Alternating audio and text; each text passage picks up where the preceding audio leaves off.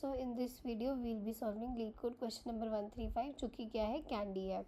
ठीक है, इस क्वेश्चन में मुझे क्या दे रखा है, n चिल्ड्रंस दे रखे हैं जो कि एक लाइन में खड़े हुए हैं। ठीक है, एक लाइन में मेरे पास बहुत सारे बच्चे खड़े हुए हैं। अब मुझे क्या बोला है कि हर चाइल्ड को एक रेटिंग दे रखी है, मतलब इसकी रेटिंग R1 है, इसकी रेटिंग R2 है, R3 है, इसकी रेटिंग R4 है। ठीक है, given in integer array ratings. तो हमें एक क्या दे रखा होगा, वेक्टर इंट रेटिंग्स, ये हमें दे रखा है। ठीक है, हमें कुछ कुछ बच्चों की रेटिंग्स दे रखी है। You are giving candies to these children subjected to the following requirements. हमें इनको कुछ कुछ कैंडीज़ बांटनी है, और हमें किस कंडीशन में कैंडीज़ बांटनी है। देखो, हर चाइल्ड के पास एटलीस्ट क्या होनी चाहिए, एक कैंडी होनी चाहिए। तो मैं एक क्या करूँगी, एक वेक्टर एरे बना लूँगी इंटीजर, जो कि मैं क्या बनाऊँगी, कैंडीज़ बनाऊँगी। और किस साइज़ का बनाऊँगी, n साइज़ का बनाऊँगी। n मेरा क्या होगा कि ratings dot size, n is equals to ratings dot size. n size का बनाया और मैंने इनिशियलाइज किससे कर दिया, 1 से कर दिया। कि मतलब अगर फॉर एग्जांपल मेरे पास क्वेश्चन में है 1,0,2, तो जो मैंने कैंडीज़ एरे बनाया उसमें ऑलरेडी सबके पास कितनी कैंडीज़ आ गई है, 1 कैंडी, तो मैंने सबको दे ही दी है। ठीक है, अब मुझे क्या करना है कि children with higher rating get more candies than their neighbours. अब एक जो चाइल्ड है, अगर उसकी हायर रेटिंग है तो उसको अपने नेबर से एक कैंडी ज़्यादा देनी है।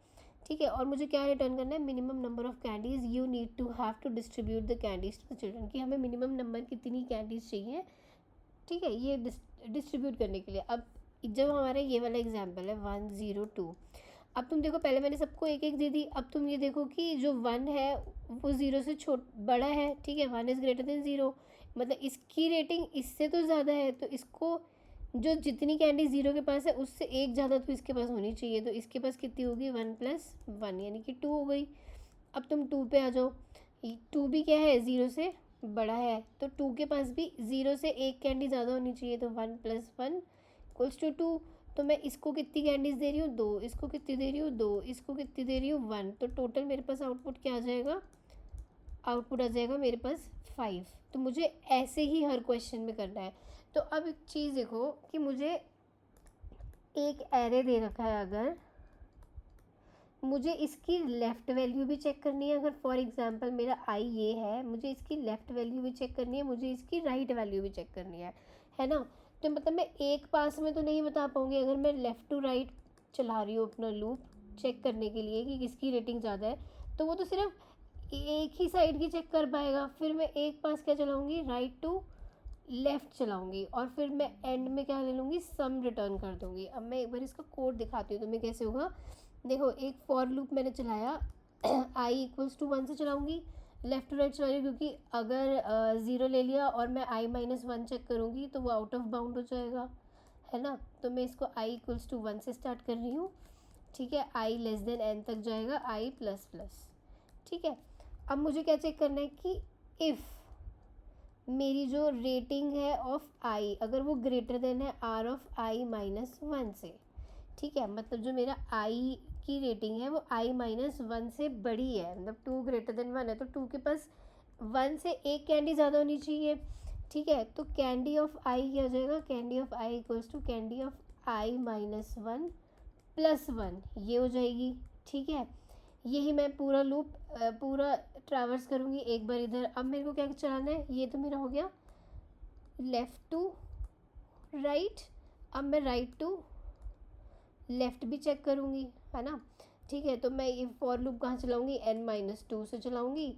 ठीक है, ग्रेटर देन इक्वल्स टू 0 तक चला दूँगी और i माइनस कर दूँगी। ठीक है, अब मेरे को क्या चेक करना है कि क्या मेरी r ऑफ i, मतलब rating of current, greater than है r ऑफ i+1।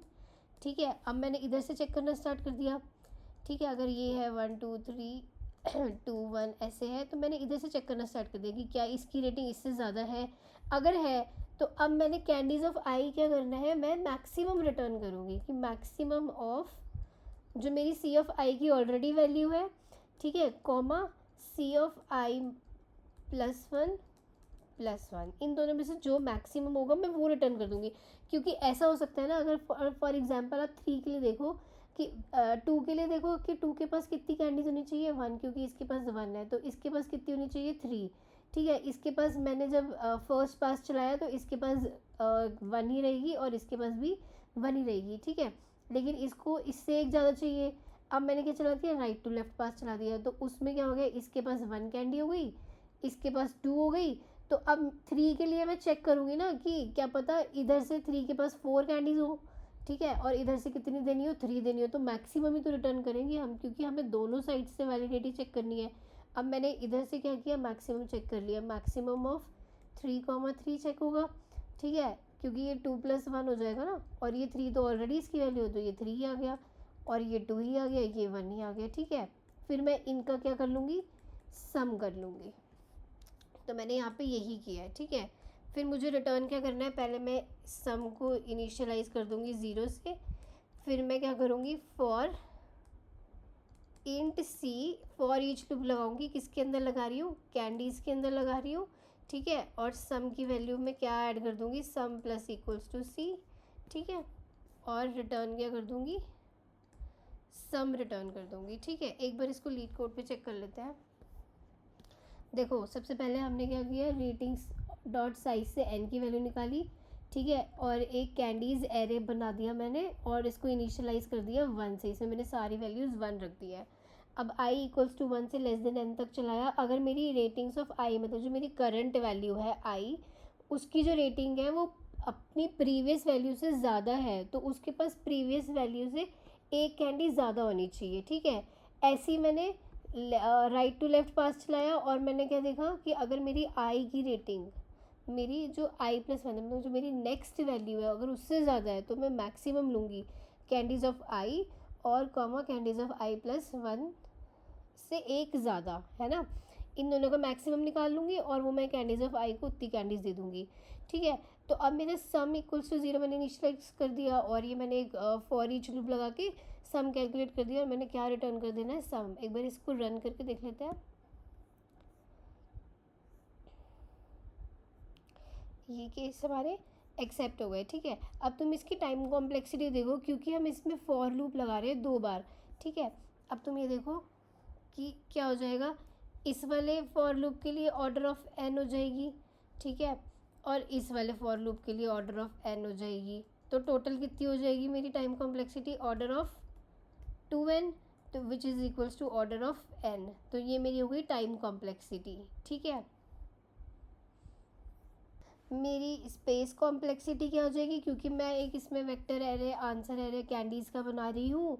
ठीक है, उसमें मैं वैल्यूज़ को स्टोर कर रही हूँ, फिर ऐड कर रही हूँ, तो ऑर्डर ऑफ n हो जाएगी। ठीक है, तो अभी हमारी स्पेस कॉम्प्लेक्सिटी, इसको हम ऑप्टिमाइज़ करके ऑर्डर ऑफ 1 में भी कर सकते हैं, वो हम नेक्स्ट वीडियो में करेंगे। Thank you, bye bye.